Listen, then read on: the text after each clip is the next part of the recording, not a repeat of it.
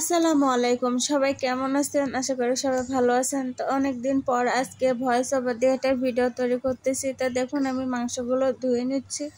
এগুলো হচ্ছে বড় হাঁসের মাংস, বড় যে ওই যে সাদা হাঁসগুলো আছে না, ওইগুলো আর কি। তা হাঁসটা কুটে বেছে সুন্দর করে আমি ধুয়ে নিচ্ছি। তো হাঁস এদিকে ধুয়ে হয়ে যাওয়ার পরে আর কি আমি এদিকে কড়াইতে তেল দিয়ে মশলাটা কষিয়ে নিব। সুন্দর করে পরিষ্কার করে ধুয়ে নিয়েছি।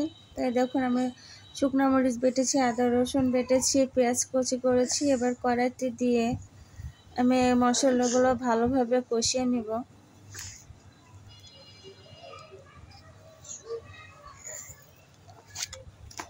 তো পেঁয়াজ সুন্দর করে ভাজা হয়ে গেলে সমস্ত মাল মশলা দিয়ে আমি সুন্দর করে পানি দিয়ে কষিয়ে নিব। আসলে মশলাটা আগে ভালোভাবে রান্না করে নিতে হবে, না হলে ওর ভিতরে মাংসটা দিলে কি কাঁচা কাঁচা গন্ধ খায় আর কি। তো বাকি সব মশলাগুলো দিয়ে আমি কষিয়ে নিচ্ছি সুন্দর করে পানি দিয়ে।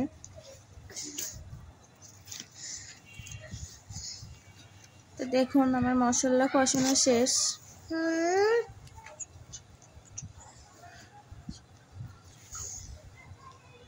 এরকম তেল তেল উঠে গেলে তারপরে কিন্তু আমি মাংসগুলো দিয়ে দিব কড়াইয়ের ভিতরে।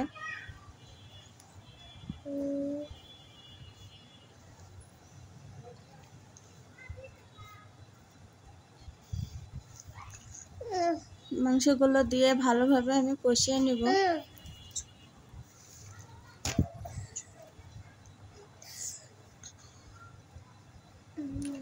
এদিকে মাংস কষাচ্ছি আর একটা চুলায় আমি জিরে গরম মশলা সবকিছু ভেজে নিচ্ছি, কারণ এগুলো ভেজে গুঁড়া করে তারপরে দিব মাংসের ভিতরে।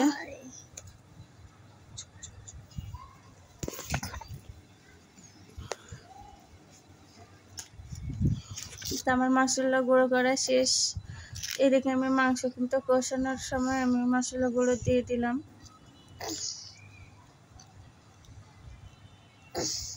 দিয়ে আবার ভালোভাবে নাড়াচাড়া করছি। নাড়াচাড়া করতে করতে একবারে পানিগুলো শুকিয়ে ফেলে তারপরে আবার নতুন করে ঝোল দিব।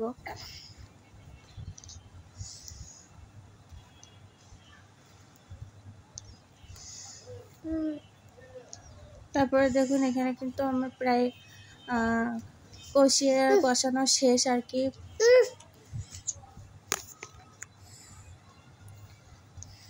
কতটা লবণীয় হয়েছে দেখতে, খেতে অনেক মজা হয়েছিল মাংসটা।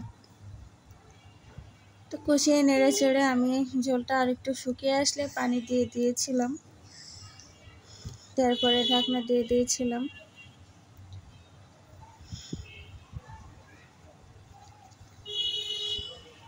অবশেষে আমার মাংস রান্না করা শেষ।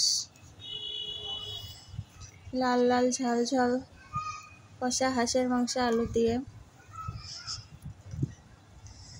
দেখতে যেরকম লোভনীয় খেতেও কিন্তু সেরকম সুন্দর টেস্ট হয়েছিল। আশা করি সবাই ভিডিওটা ভালো লাগবে। তো ভিডিওটি এখানে শেষ করছি।